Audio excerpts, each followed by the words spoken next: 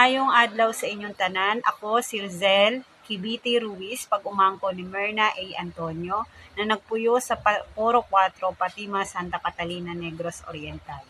Was diagnosed last year, 2024, invasive ductal carcinoma o breast cancer, stage 3A na po ako karon, and now going chemotherapy.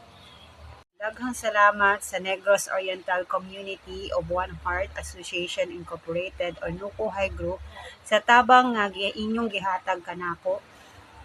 Wala man ko kaila sa inyo in person. Sa mga members po ng Nukuhay, maraming salamat sa mga contribution nyo.